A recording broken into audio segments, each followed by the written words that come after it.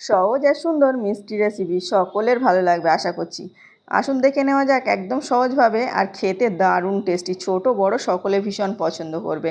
প্রথমে নিয়ে নিলাম 2 কাপ চাল, আর তারপরে নিয়ে নিচ্ছি জল দিয়ে ভালোভাবে ভিজিয়ে রেখে দিচ্ছি। এখানে 2 থেকে 3 বার ধুয়ে নিয়েছিলাম, নিয়ে আমি রেস্টে রেখেছিলাম 5 মিনিট। এদিকে আমি রাইস কুকারটা নিয়ে নিলাম, আর এখানে আমি সেট করে রেখেছি আগে থেকে। আমি দিয়ে নিচ্ছি সেই চালটা কিন্তু ভালোভাবে ভিজে গেছে, তাহলে কিন্তু আমার রান্না করতে সময়টা কম লাগবে। আর যতটা চাল, মানে এই বাটিটার মানে হাফ বাটির মতো চাল ছিল, তো আমি হাফ বাটির মতো দুধ দিয়ে নিলাম। আমি এখানে শুধু জলের বদলে দুধটা দিয়ে নেব, আর স্বাদ অনুযায়ী লবণ দিয়ে নিচ্ছি। চাইলে এখানে এলাচ তেজপাতা দিয়ে নিতে পারেন, তবে এটা পারফেক্ট দুধ হয়নি। আমি এখানে ডবল দুধ দিয়েছিলাম, যতটা চাল তার ডবল দুধ দিতে হবে। ওই বাটির হাফ বাটি চাল ছিল, তো আমি হাফ বাটি করে 1 বাটি পুরো ফুল করে দুধ দিয়ে নিয়েছি। নিয়ে এটা ভালোভাবে রান্না করে নিয়েছি। মানে কিভাবে করলাম সেটাও দেখাচ্ছি। এখানে এই যে সুইচটা আছে, এটা নিচে নামিয়ে দিলাম। এখানে হলুদ লাইট জ্বলছিল, আর তারপরে এটা যখন জলটা শুকিয়ে যাবে দুধটা, তখন এটা অটোমেটিক লাল লাইট জ্বলবে। এর মধ্যে ঢাকনাটা খুলে আবার জল চাইলে কিন্তু জল দিতে পারেন, কোনো রকম অসুবিধা হবে না। ভাতটা আমি নরম করে রান্না করে নিয়েছি। এটা রাইস কুকারে দেখালাম। আমার একটা দিদি বলেছিল যে রাইস কুকারটা ব্যবহার করাটা একটু আমাকে বলবে, ওই জন্য দেখালাম। আর এর মধ্যে কিন্তু রাইস কুকারটা খুলে জল দিয়েও নিতে পারেন, বা এটা ফ্যান সরালে আর একটু বেশি করে জল দিয়ে ভাতটা রান্না করা যাবে। আমি এদিকে একটা কাপে করে নিয়ে 1 কাপ চিনি দিয়ে নিলাম, আর চিনিটা ভালোভাবে গলিয়ে নিচ্ছি। এখানে জল দিইনি, ক্যারামেলটা বার করে নিচ্ছি। দিয়ে নিলাম 2টা এলাচ, দিয়ে ভালোভাবে ক্যারামেলটা বার হয়ে গেছে, মানে একদম চিনি গলে কালার এসে গেছে। খুব বেশি আবার কালার করে পুড়িয়ে ফেলা যাবে না, তাহলে কিন্তু খেতে তিতা হয়ে যাবে। চাইলে কিন্তু গুঁড়ো দিয়ে নিতে পারেন, তাহলে দারুণ একটা স্মেল বার হবে। গুড়ের স্মেল যার ভালো লাগে দিতে পারেন। এখানে আমি 2 কাপের মতো জল দিয়ে নিলাম, দিয়ে এটা অনবরত নেড়ে চেড়ে ক্যারামেলটা রেডি করে নেব। আর জলটা দেওয়ার সঙ্গে সঙ্গে কিন্তু চিনিটা জমে যায়, তাই জন্য একটু সময় ধরে নেড়ে চেড়ে গলিয়ে নিতে হবে। আর তারপর যে ভাতটা আমি পুরোটাই দিয়ে নিচ্ছি। ভাতটা আমার দিয়ে নেওয়া হয়ে গেছে, মানে অল্প অল্প করে দিয়ে নিলাম। ভাতটা কিন্তু বেশি নরম করে আমি সিদ্ধ করে রান্না করে নিয়েছি, খুব বেশি শক্ত রেখে রান্না করতে হবে না। তো আপনারা চাইলে কিন্তু ভাতটা চুলাতেও যে কোনো গ্যাসের ওভেনে করে নিতে পারেন।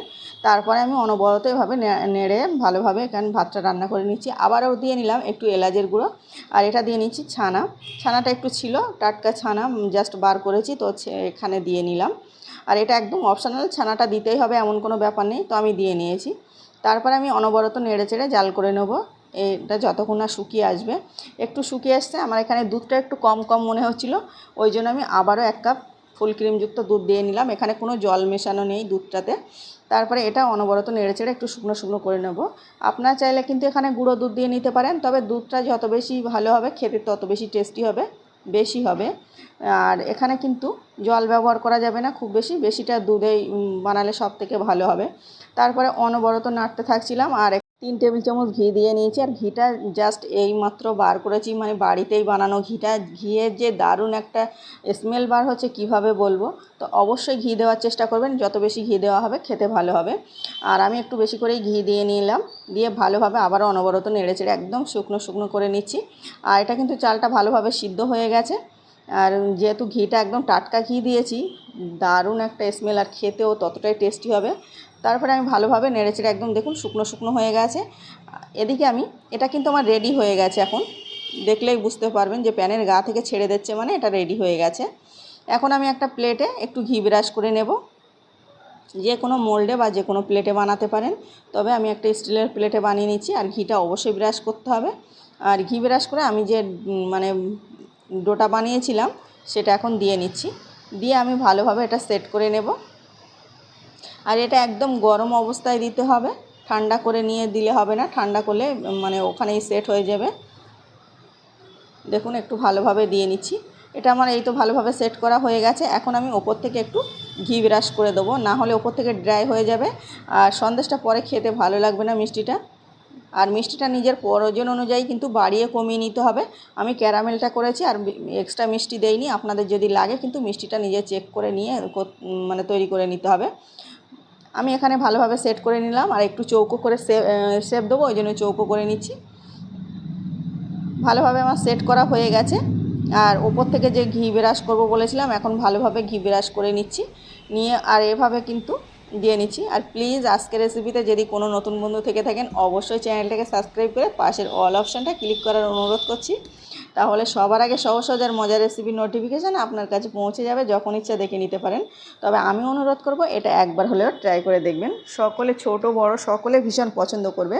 অনেক সময় কি হয়, আমাদের বাড়িতে যখন অতিথি আসে সঙ্গে সঙ্গে তো ভাত দেওয়া যায় না, কিছুক্ষণের জন্য কিন্তু আসার সঙ্গে সঙ্গে একটা নাস্তা দিতে হয়। এটা দিলে কিন্তু অসম্ভব মজার হবে। তারপরে আমার কিন্তু এটা এখনও গরম অবস্থায় আছে, আপনারা চাইলে ঠান্ডা করে তারপর পিস করে নিতে পারেন, তবে আমি গরম অবস্থায় পিস করে নিচ্ছি। আমি 2 থেকে 3 মিনিটের মতো রেস্টে রেখেছিলাম, সেট হয়ে গেছে, এখন পিস করে নিয়েছি।